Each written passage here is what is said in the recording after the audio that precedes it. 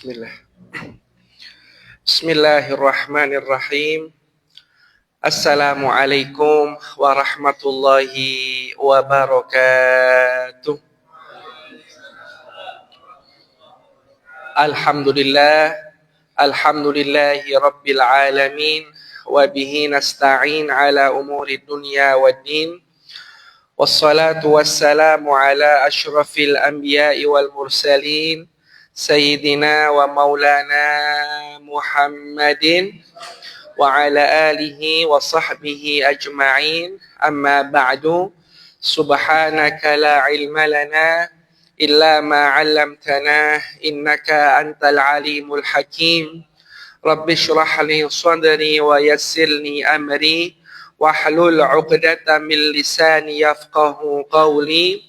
Allahumma inna nas'aluka ilman nafi'a wa rizqan tayyibah wa amalan mutaqabbala. Allahumma ya Allah, anugerahkan kepada kami sekalian ilmu yang bermanfaat, rezeki yang baik, halal serta barokah, dan terimalah semua amal soleh kami ya Allah. Amin ya rabbal alamin. Para jemaah Masjid Raya Al-Mustaqim, segenap para hadirin, para bapak dan ibu, yang sama kita memohon kepada Allah Subhanahu wa taala, semoga kita insyaallah senantiasa diberi rahmat dan barakah oleh Allah Subhanahu wa taala. Alhamdulillah, bersyukur kepada Allah Jalla Jalaluh wa ta'alat azamatuh atas semua nikmat yang telah diberikan oleh Allah kepada kita, sehingga pada malam hari ini kita dapat kembali hadir, tepatnya pada Senin pekan kedua bulan Agustus 2025, untuk seperti biasa sesuai dengan jadwal yang ada, kita melanjutkan pembahasan kitab Al-Adhkar karya Imam An-Nawawi rahimahullahu rahmatal abrar. Pada malam hari ini insyaallah pembahasan kita itu akan fokus pada beberapa hal, tetapi beberapa hal ini tetap sama seperti bab sebelumnya, yaitu tentang doa dan zikir dalam berbagai situasi dan kondisi. Di mana pada saat ini atau pada kajian kali ini yang akan dipaparkan oleh Imam An-Nawawi rahimahullah dan disajikan kepada kita adalah pembahasan diantaranya tentang anjuran untuk mendukung seseorang melakukan kebaikan. Nah, jadi para jamaah rahimakumullah, ketika ada seseorang misalnya datang kepada kita, kemudian dia datang untuk menyampaikan keinginannya di dalam melakukan sesuatu daripada kebaikan. Maka ketika dia datang meminta nasihat atau tanpa meminta dukungan sekalipun, maka sudah seyogyanya kita sebagai saudara sesama muslim, lebih-lebih tidak hanya sesama muslim, tapi juga masih ada hubungan famili, ada kekerabatan, maka sudah sepatutnya kita untuk mendukungnya, untuk memberikan motivasi, memberikan semangat kepada yang bersangkutan. Nah, hal semacam ini kalau panjenengan niatkan untuk mengikuti seperti apa yang dilakukan oleh Nabi Muhammad SAW, maka dukungan yang panjenengan sampaikan kepada saudara tersebut itu insya Allah bernilai ibadah dan pahala di sisi Allah Subhanahu wa ta'ala. Ada seseorang datang kepada panjenengan, kok kebetulan yang bersangkutan ini misalnya dia itu belum menikah. Kemudian dia itu ingin mendapatkan pencerahan atau pandangan seperti apakah lika-liku pernikahan misalnya, atau lika-liku membina kehidupan berumah tangga, atau misalnya dia minta seperti apakah tipe wanita yang layak untuk menjadi pasangan hidupnya. Nah, panjenengan mungkin sebagai sosok yang dituakan, atau panjenengan mungkin sebagai sosok yang sudah makan asam garam kehidupan berumah tangga, sudah melalui beragam episode rumah tangga, enaknya, nggak enaknya, pahitnya, manisnya, macam-macam itu, nano-nano itu, maka ketika jenengan kemudian menyambut permintaannya, menyanggupi permintaannya itu, ini sesuatu yang sesuai dengan sunnah Nabi Muhammad Sallallahu Alaihi Wasallam. Maka para jamaah dirahmati oleh Allah Subhanahu Wa Taala, inilah yang kemudian termasuk daripada kajian yang disinggung oleh Imam An-Nawawi dalam kitab Al-Adhkar, yaitu tentang anjuran mendukung seseorang dalam kebaikan. Insya Allah sekecil apapun dukungan yang panjenengan berikan, yang panjenengan sampaikan, insya Allah akan dicatat sebagai amal soleh yang diterima oleh Allah Subhanahu Wa Taala. Ini yang pertama. Yang berikutnya yaitu zikir ketika bercermin. Nah, ibu bapak hafizakumullah, kemarin ketika dihelat acara peringatan haul ke-23, yaitu haul guru kami, Syekh Abdullah bin Awad Abdun, pendiri Pondok Pesantren Darut Tauhid Malang. Saat itu kalau saya tidak salah, Gus Muhibbullah Khalil dari Rembang Pasuruan, itu beliau menyampaikan bahwa ketika kita itu ketika kita itu akan mencela seseorang, maka hendaknya kita itu bercermin kepada diri kita sendiri. Ada kata cerminnya, mir'ah. Bercermin kepada diri kita sendiri, sehingga dengan kita bercermin itu kita bisa menilai ternyata diri kita itu tidak lebih baik daripada orang yang akan kita cela aibnya. Nah, maka para jamaah rahimakumullah, terkait dengan cermin yang dalam bahasa Arab itu disebut dengan mir'ah. Mir'ah itu artinya cermin. Maka di sini ada sebuah hadis Nabi Muhammad Sallallahu Alaihi Wasallam yang berbunyi, al-mu'min mir'atul mu'min. Orang mukmin itu adalah cermin bagi orang mukmin yang lain. Orang mukmin itu adalah cermin bagi mukmin yang lain. Maka terkait hadis ini, itu Sayyidina Umar bin Khattab radhiyallahu an, itu justru beliau berterima kasih kepada orang yang mau menunjukkan di mana letak kekurangannya. Sehingga kekurangan yang ditunjukkan itu beliau jadikan sebagai cermin untuk evaluasi. Cermin untuk bermuhasabah. Apa kata beliau, Sayyidina Umar bin Khattab? Beliau mengatakan, yaitu rahimallahu mura'an ahda ilayya uyubi. Semoga Allah merahmati seseorang yang menunjukkan kekurangan-kekuranganku kepada diriku. Semoga dirahmati oleh Allah orang yang semacam ini. Nah, para ulama mengomentari ungkapan beliau ini. Kenapa beliau berdoa seperti itu? Karena beliau ini mengamalkan hadis Nabi, al-mu'min mir'atul mu'min. Orang mukmin itu adalah cermin dari orang sesama mukmin.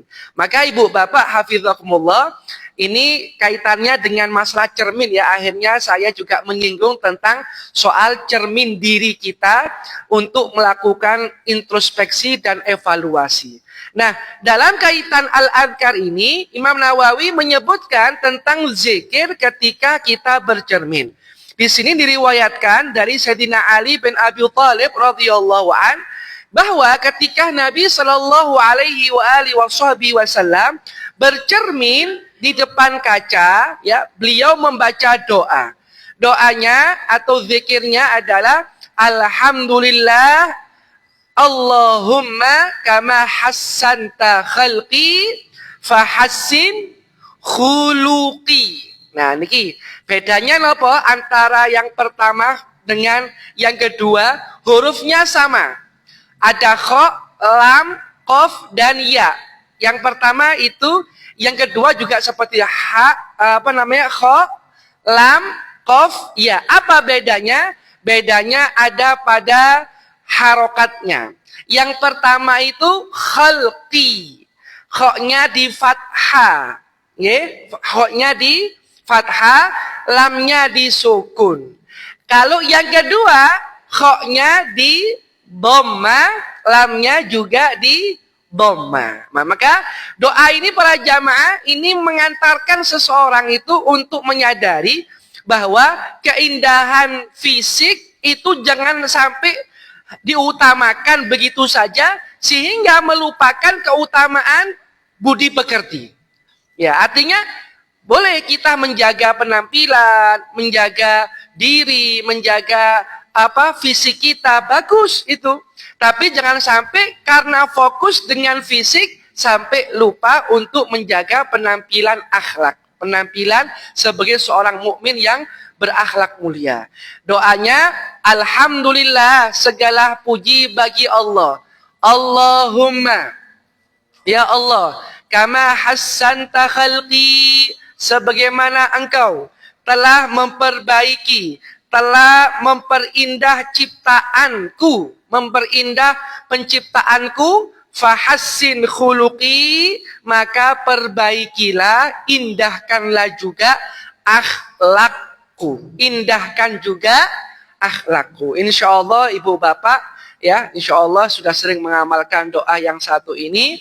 Lebih-lebih juga mungkin anak-anak kita yang mungkin masuk di sekolah-sekolah Islam barangkali, itu juga insya Allah mereka juga seringkali sudah bisa mengetahui, tapi jangan lupa untuk tetap dibimbing supaya setiap bercermin itu mengamalkan doa yang semacam ini. Alhamdulillah, Allahumma kama hassanta khalqi fahassin khuluqi. Kemudian ada lagi doa versi yang lain, versi doa cermin yang kedua. Di sini juga diriwayatkan dari kitab Ibnu Sunni, dalam kitab Ibnu Sunni dari Anas bin Malik radhiyallahu an. Kalau tadi dari sahabat Nabi yaitu Sayyidina Ali bin Abi Thalib, yang kedua ini adalah dari sahabat Anas bin Malik radhiyallahu an. Dia berkata bahwa Rasulullah sallallahu alaihi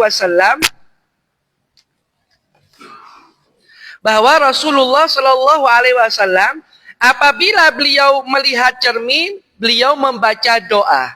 Alhamdulillah alladzi sawwa khalqi fa'addalahu wa karrama surata wajhi fahassanaha waja'alani minal muslimin. Nah, kira-kira saya mau tanya lagi, tolong dijawab, yang lebih populer di telinga jenengan atau di lisan tuh yang mana?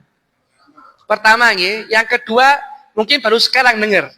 Iya, sama lek ngono podo. Ya, lek bukan lantaran jadwal kitab Al-Adhkar di sini saya nggak murojaah, ya nggak tahu saya. Tapi karena ada jadwal di WA Pak Doni, akhirnya saya murojaah. Ya akhirnya gara-gara murojaah itu juga akhirnya saya jadi tahu juga. Ternyata ada versi lain dari doa bercermin. Ternyata kita 11-12, kita senasib sepenanggungan sama, kita merasa lebih akrab dengan doa bercermin yang versi pertama daripada versi kedua. Ini doanya ini para jamaah. Alhamdulillah, segala puji bagi Allah. Allahumma ya Allah, kama hassanta khalqi, sebagaimana engkau telah memperindah, Alhamdulillah alladzi sawwa khalqi, segala puji bagi Allah yang telah menyempurnakan penciptaanku ini. Masya Allah. Luar biasa ya, kita adalah makhluk ciptaan Allah yang paling sempurna, itu adalah makhluk dari bangsa manusia. Coba kukune gak kayak kukune beruang. Coba lek kayak beruang, Pak. Loro kabeh wong digarui kono sing tukang mijet. Kenapa? Karena kukune kayak beruang. Sempurna ini. Laqad khalaqnal insana fi ahsani taqwim. Kami diciptakan oleh Allah, kita diciptakan oleh Allah dalam sebaik-baiknya bentuk. Coba lihat giginya, ya kan? Gigi kita ini. Coba lagi gini kayak buaya atau kayak singa ngono, Pak. Pemane pas tanggal 11 Agustus kayak ini ki.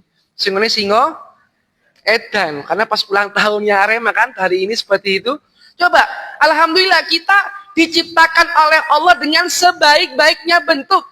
Ya, tidak ada ciptaan Allah yang lebih sempurna, lebih baik, lebih indah seperti Allah menciptakan makhluk dari bangsa manusia. Maka doa ini Nabi ajarkan supaya kita bersyukur kepada Allah. Ya. Alhamdulillah alladzi sawwa khalqi fa'addalahu. Maka dengan penciptaan yang mulia itulah kemudian dan menyeimbangkannya. Dan menyeimbangkan yang telah memuliakan bentuk wajahku. Lalu memperindahnya. Lalu memperindah,nya waja'alani minal muslimin, dan menjadikanku termasuk golongan orang-orang Islam. Ya. Jadi para jamaah rahimakumullah, kalau memang panjenengan atau kita mau mengamalkan dua-duanya ketika bercermin, doa ini silakan. Atau salah satunya mungkin versi yang pertama karena sudah terlanjur lebih populer di telinga kita, lebih akrab di lisan kita juga tidak ada masalah.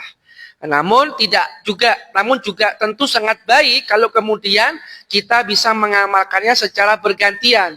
Baik doa bercermin versi pertama ataupun doa bercermin versi kedua. Ayo kita baca sama-sama para jamaah rahimakumullah sebagai bentuk tabarukan dengan doa dari Nabi Muhammad sallallahu alaihi wasallam.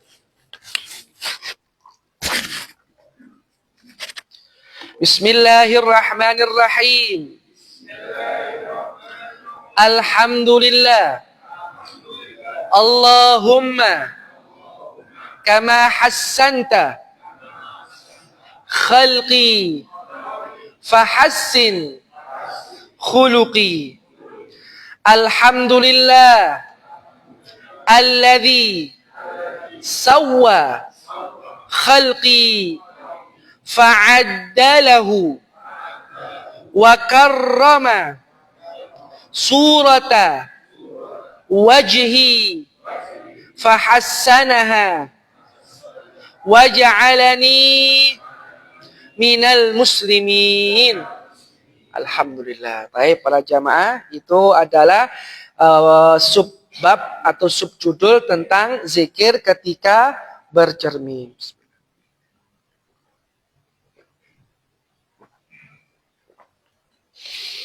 Kemudian kita lanjut pada pembahasan zikir ketika berbekam atau hijamah.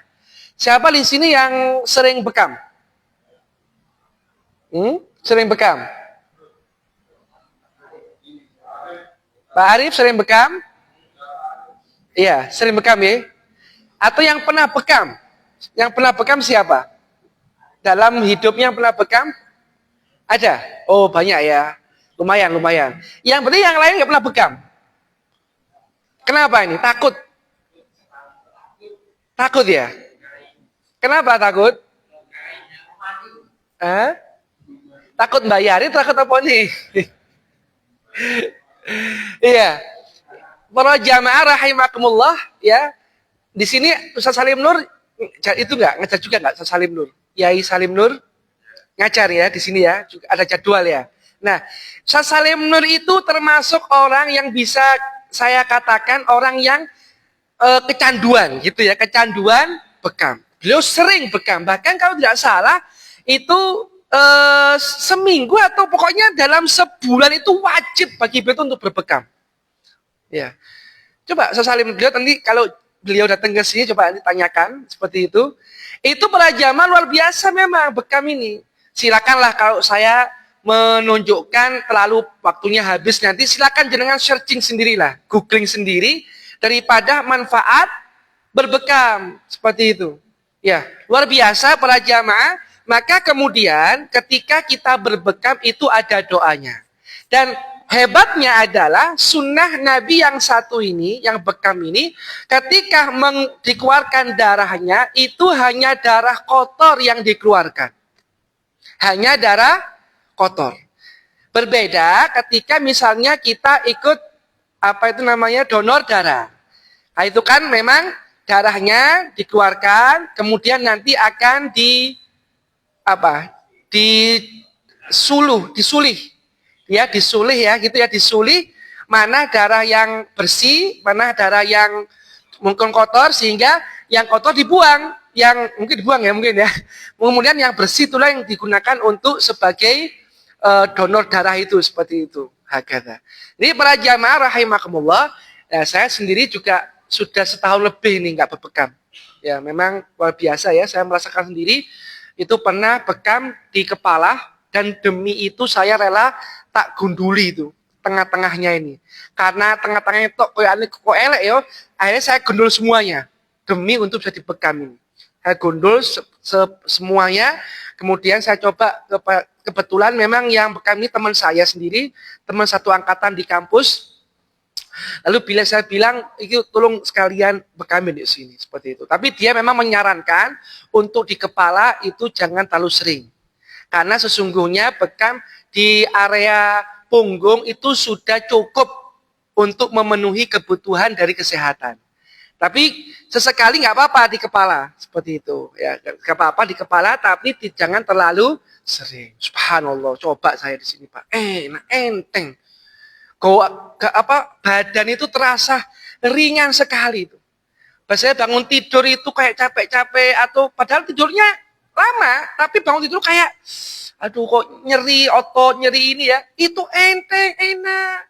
Pandangan mata itu kayak terang, seperti pokoknya lu coba jenengan cobalah seperti itu. Enggak, insya Allah kalau kata jenengan dulu ketika ngomong ke anak pas ada disuntik, itu suntiknya kayak apa?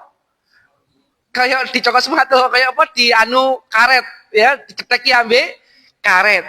Itu kalau yang bekam memang kayak gitu. Kalau kita kan ngomong mungkin untuk ngapusi titik ya, kalau suntik gitu ya. Padahal pirorohe lemen teko ceteki karet ya. Tapi kalau yang bekam tuh memang nggak terlalu sakit ya. Seperti itu, enak, nyaman sekali. Nah, para jamaah rahimakumullah, di sini ada zikir diriwayatkan dari kitab Ibnu Sunni dari Sayyidina Ali bahwa dia berkata, Rasulullah Shallallahu Alaihi Wasallam bersabda, siapa yang membaca ayat kursi ketika berbekam, maka bekamnya memberikan manfaat kepadanya. Nah, niki. Nah, makanya teman saya itu memang orangnya ngerti, jadi dia itu ketika membekam saya itu memang mengawali dengan bacaan-bacaan, termasuk ayat kursi, Al-Fatihah, dan doa-doa, sholawat dan sebagainya. Kemudian sebelum dibekam itu dipijet dulu, dipijet, dilumuri minyak gitu ya, supaya ototnya tidak terlalu kaku. Setelah selesai dipijeti seperti itu, kemudian baru dibekam. Bekamnya pun bekam kering dulu, bekam kering. Kemudian setelah bekam kering, kemudian baru bekam basah.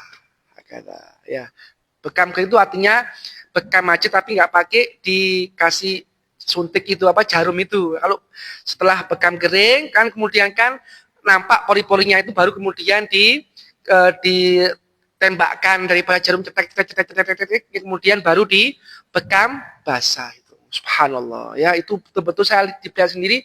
Ini ngapunten kalau ada yang mungkin gak suka hal-hal berbau darah ini, itu ketika darah dikeluarkan itu saking kotornya Pak, mohon maaf, kayak gudir hitam mengental, kayak gudir seperti itu.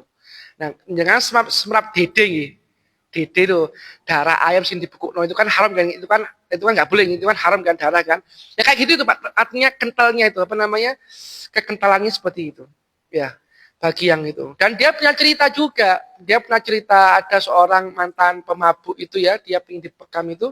Nah kemudian ya itu terkadang darahnya itu berbau lebih amis karena pengaruh dari alkohol atau sisa miras yang dia konsumsi, yang sudah lama itu ya, terus dia tobat, itu dia minta dibekam, itu darah yang dikeluarkan itu baunya lebih menyengat, lebih amis, seperti itu. Nah, para rawuh, para jamaah, niki penting kita jaga kesehatan, salah satunya dengan cara berbekam. Sudah banyak penelitian yang membuktikan secara ilmiah manfaat dari berbekam. Kenapa kita takut? Ya, nggak usah takut, bismillah. Ya, Jadi kan tidak perlu kemudian saling menabrak-nabrakkan antara ilmu kedokteran dengan ilmu bekam, antara tibun nabawi dengan ilmu. Enggak, semua ilmu itu dari Allah Subhanahu wa taala. Dan Allah menurunkan ilmu kedokteran, ilmu medis, ilmu kesehatan adalah untuk menunjang kehidupan umatnya, hamba-hambanya, sehingga kita nggak perlu kemudian mempertentangkan seperti itu. Silakan yang mau berobat ke dokter, berobat bekam, dua-duanya jalankan, bismillah. Seperti itu. Jadi ibu bapak jangan ragu, jangan takut juga untuk berbekam, seperti itu. Nah, karena manfaatnya sangat luar biasa. Nanti kalau panjenengan butuh informasi soal teman saya itu, saya bukan endorse ini ya, tapi memang daripada jenengan mungkin takut, mungkin mau mengawali di salah uang, nah ini tak tunjuknya teman saya ini, insya Allah temannya amanah dan bisa datang langsung ke rumah. Rumah jenengan seperti itu. Hakadha. Tapi para jamaah dirahmati oleh Allah Subhanahu wa taala, zikir ketika telinga terdengar berdengung. Iki lek cara Jawa apa jenenge ya? Telinganya berdengung. Tahu nggih, Pak? Momoro tut gitu kan telinga itu kan? Seperti itu. Pernah nggih? Sering kalau saya. Kalau jenengan sering enggak ini? Apa jangan-jangan sekali seumur hidup tok iki? Kayak bekam gimana? Iya. Pernah seperti itu ya? Nah, para jamaah ada doanya, para jamaah. Ini diriwayatkan dalam kitab Ibnu Sunni dari Abu Rafi' radhiyallahu an, ada seorang budak Rasulullah yang berkata bahwa Rasulullah Shallallahu alaihi wasallam bersabda, jika telinga seseorang di antara kalian berdengung, sebutlah aku dan bersolawatlah kepadaku serta bacalah Zakarallahu bi khairin man zakaroni. Semoga Allah menyebutkan orang yang mengingatku dengan kebaikan. Jadi yang pertama sebut nama Nabi Muhammad. Ya Rasulullah, ya Muhammad, ya Nabi Allah Muhammad, wahai Nabi Allah Muhammad sallallahu alaihi wasallam. Kemudian baca sholawat. Sallallahu ala Muhammad sallallahu alaihi wasallam. Atau cukup misalnya nyebut nama Nabi itu sudah termasuk dalam rangkaian baca sholawat. Allahumma sholli, ketika berdengung tuh gitu ya. Allahumma sholli ala Sayyidina Muhammad wa ala ali Sayyidina Muhammad. Atau baca sholawatnya seperti sholawat di Maulid Tiba. Ya Rabbi salli ala Muhammad, Ya Rabbi salli alaihi wa sallim. Itu kan juga sholawat kan? Itu juga sholawat. Wahai Allah, limpahkan rahmat kepada Nabi Muhammad, ya Allah limpahkan salam kepada beliau. Lalu membaca Zakarallahu bi khairin man zakaroni, semoga Allah menyebutkan dengan kebaikan dari orang yang mengingatku. Semoga Allah menyebutkan dengan kebaikan dari orang yang mengingatku. Hakada. Baik, ayo kita baca yang ini Pak, Bu. Kita baca yang zakarallah. Pertama baca sholawat dulu ya. Kalau sholat insya Allah ibu bapak sudah hafal di luar kepala insya Allah. Nah, kita amalkan yang zikirnya ini. Bismillahirrahmanirrahim. Zakarallahu bi khairin man zakaroni. Zakarallahu bi khairin man zakaroni. Zakarallahu bi khairin man zakaroni. Alhamdulillah. Baik. Kemudian berikutnya yaitu zikir ketika kaki apa Pak? Kesemutan. Nah, iki lek telinganya berdengung, kemudian mungkin di lain kesempatan Iki sikil mari lungguh rodok suwe tangine moro-moro rodok gringgingen. Gringgingen itu kesemutan padha. Sama ya? Oh ya. Lek abai sing ngomong aku sampe nek watokna ae wis gitu ya. Nah, lek abai sing ngomong ya. Siap 86. Masya Allah. Baik, zikir ketika kaki kesemutan ya.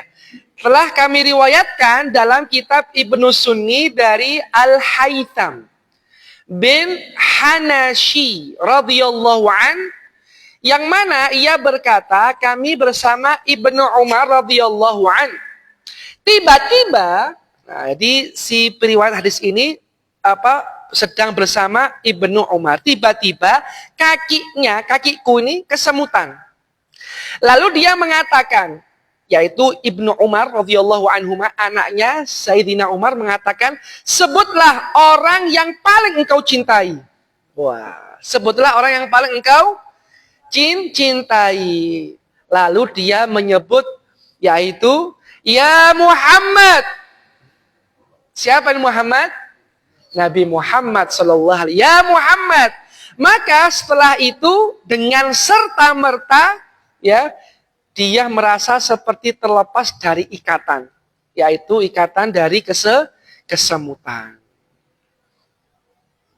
Nah, para jamaah dirahmati oleh Allah Ta'ala, ya, ini adalah di antara amalannya. Maka kalau jenengan ya itu kesemutan para jamaah, ya, maka sebutlah orang yang panjenengan cintai. Ya, tentu di sini orang yang dicintai itu bukan semata-mata karena terkait dengan masalah dunia saja ya, atau masalah hawa nafsu saja, tapi cinta yang mengantarkan kepada kebahagiaan, keselamatan di dunia dan di akhirat, yaitu dari kalangan para aulia, para sholihin, seperti itu.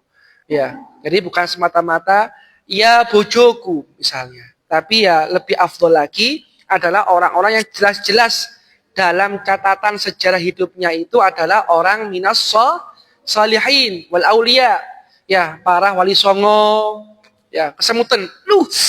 Aduh, ya, wahai Sunan Ampel, nah misalnya gitu. Wahai Maulana Malik Ibrahim, ya Maulana Ibrahim, ya Sunan Kudus, ya Sunan Muria, ya Syekh Maulana Maghribi misalnya. Ya, kemudian kakinya kesemutan geringgingen ya. Geringgingen itu Yai Basori Alwi misalnya. Seperti itu. Ya Mbah Hamid dan seterusnya. Nah, ini Ibu Bapak disebut, apalagi kalau kemudian nyebut nama Nabi Muhammad sallallahu alaihi wasallam. Ya. Nah, ini Pak hadis yang pertama. Kemudian juga diriwayatkan dari Abdullah bin Abbas, dari Al-Mujahid, ia berkata, ada seseorang yang tiba-tiba kesemutan di depan Abdullah bin Abbas radhiyallahu anhuma, moro-moro kesemutan. Maka Abdullah bin Abbas radhiyallahu anhuma mengatakan, sebutlah orang yang paling engkau cintai. Katakanlah, wahai Muhammad, maka kesemutan akan hilang. Ya, kesemutan akan hilang. Di sini para jamaah rahimakumullah, ya. Ya, jadi para jamaah di sini panjenengan itu diberi solusi ya dalam kitab Al-Adhkar ini, ketika kemudian kita merasakan kesemutan, geringgingen ya, itu kita membaca atau menyebut nama orang yang paling kita cintai, yang tentu saja itu adalah Sayyiduna Muhammad sallallahu alaihi wasallam. Atau boleh juga menyebut nama-nama para kekasih Allah Subhanahu wa ta'ala. Seperti itu. Nah, tapi tentu saja bukan berarti kemudian menafikan potensi-potensi penyakit yang mungkin ada. Ya, misalnya, kan biasanya tadi disebutkan mungkin kesemutan atau geringgingen itu barangkali mungkin sedang kolesterolnya lagi naik barangkali atau seperti apa. Nah, itu silakan juga dikonsultasikan atau diperiksakan sehingga tidak kemudian wis boco itu wis ya Muhammad, gak usah Gak usah ngapa-ngapain sudah, makan kacang itu kan, kacang goreng dan sebagainya itu kan memang kadang-kadang bikin kaki mudah kesemutan atau geringgin atau apa ya, wallahu a'lam. Nah, ini juga harus tetap dijaga. Jadi bukan berarti kita wis zikir tok wis gak jaga kesehatan, ya tidak juga seperti itu. Jadi mari Ibu Bapak ya, kesehatan ya dijaga ya, termasuk juga menjaga riyadhah batin.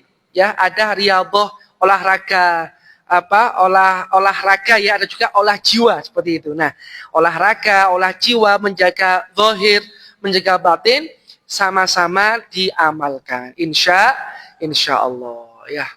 Monggo barangkali ada yang mau ditanyakan dari para jemaah.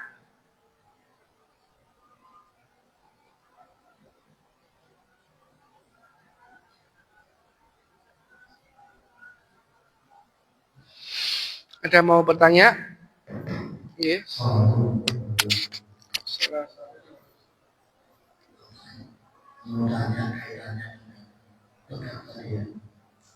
Sebab rutin saya menjadi bekal. Kaitannya dengan donor darah. Donor darah itu dari BMI dianjurkan 3 bulan sekali. Sedang bekam secara rutin ada 2, yang tusuk jarum sama yang saya. Saya lebih suka yang saya karena lebih cepat dan darahnya lebih banyak yang keluar daripada tusuk jarum. Karena tusuk jarum bekam keringnya terlalu lama sehingga lebih sakit. Atau istilahnya apa ya, jarum. Yang saya tanyakan kaitannya bekam dengan donor darah sehingga tidak bertabrakan waktunya. Kalau bekam itu bisa 1 bulan sekali, kalau donor darah 3 bulan sekali, sehingga ada bulan-bulan tertentu yang bertabrakan. Terima kasih. Wassalamualaikum. Waalaikumsalam warahmatullahi wabarakatuh. Ya. Ini sebenarnya yang lebih tepat menjawab itu yang ahli di bidang kesehatan. Kalau saya tidak terlalu konsen dalam masalah ini ya, aku mek rone bekam gitu, tok wis bekam sebulan sepisan gitu. Nah, kalau waktunya memang kalau bekam itu ada waktu-waktu yang disunahkan, tapi bukan berarti di luar waktu itu kemudian tidak bisa bekam, tidak. Ya, kalau nggak salah itu waktunya dalam sebulan itu ada 3 hari atau kapan, bisa dipilih. Saya lupa posisinya waktunya kapan itu ya. Nah, tapi para jamaah rahimakumullah, kalau kita melihat, kalau ini mudah-mudahan saya tidak salah nih, tolong nanti yang ngerti kesehatan barangkali bisa memberikan pencerahan. Kalau kita bekam atau donor darah itu sepatutnya tidak dilakukan dalam waktu yang berdekatan. Jadi usahakan ketika kita bekam atau kita donor darah dalam 1 bulan itu dalam sebulan sekali tidak dilakukan secara berdekatan. Hendaknya memberi jarak waktu. Ya, ojo kemudian dinoki bekam menit donor darah. Atau saki donor darah menit moro bekam. Langsung semaput nanti, bahaya. Nah, jadi para jamaah rahimakumullah, minimal kalau saya tidak salah itu tunggu minimal antara 1 sampai 2 minggu ya sebelum bekam agar tubuh pulih. Ya, jadi misalnya sesudah donor darah jenengan mau bekam, ya, tunggu antara jarak 1 sampai 2 minggu kemudian baru bekam. Ya, seperti itu. Nah, kalau mau bekam, nah niki para jamaah rahimakumullah, tunggu antara 3 sampai 7 hari sebelum donor darah. Jadi misalnya jenengan hari ini bekam. Nah, terus untuk donor darahnya tunggu jarak waktunya minimal 3 hari sampai 7 hari berikutnya, seperti itu ya. Jadi tapi semuanya tergantung pada kondisi fisik. Cuma yang patut digarisbawahi harus diberi jarak ya, jangan sampai kemudian dilakukan secara berdekatan. Ya, tapi sekali lagi niki baru ini ya, baru sebatas yang saya ketahui, silakan nanti tanya kepada yang ahli. Seperti itu. Nah, karena insya Allah lebih mumpuni untuk bisa menjawab pertanyaan jenengan. Nah, tapi dua-duanya bagus nggih, Ibu Bapak rahimah bagus. Donor darah itu sama dengan jenengan itu menyelamatkan nyawa manusia. Ya, ini bagus sekali dan satu nyawa manusia itu lebih berharga dari dunia dan seisinya. Bahkan satu nyawa orang mukmin itu lebih utama daripada 70 Ka'bah. Seperti itu, satu nyawa. Maka dengan jenengan donor darah, ya, itu sama dengan jenengan itu membantu keselamatan seseorang yang sedang mengalami bahaya, tapi kemudian bisa selamat berkat kita saling membantu lewat donor darah. Nah, kalau bekam itu lebih bersifat manfaatnya pribadi, nggih. Karena kan bekam ya sudah, kan nggak mungkin darah kotor disumbangkan ke PMI. Iki apa ki? Bekas apa darah bekam. Yo ya kayak tolak ya wong donor saja itu yang diterima yang hanya yang bersih, apalagi yang kotor ya pasti ditolak seperti itu. Nah, jadi kalau bekam itu manfaatnya untuk pribadi, tapi kalau donor darah itu lebih kepada ibadah yang bersifat sosial seperti itu. Dua-duanya bagus, dua-duanya baik. Ya insya Allah semuanya diberi pahala oleh Allah Ta'ala seperti itu. Yang satu niatnya untuk sehat supaya bisa ibadah kuat, semangat. Yang satunya untuk menolong manusia dan sebagainya. Insya Allah semuanya bernilai pahala. Ya, ngoten, mawon. Terima kasih para jamaah, ibu bapak sekalian atas perhatiannya. Kita akhiri dengan zikir kafaratul majlis. Subhanakallahumma wa bihamdika asyhadu an la ilaha illa anta astaghfiruka wa atubu ilaik. Wassalamualaikum warahmatullahi wabarakatuh.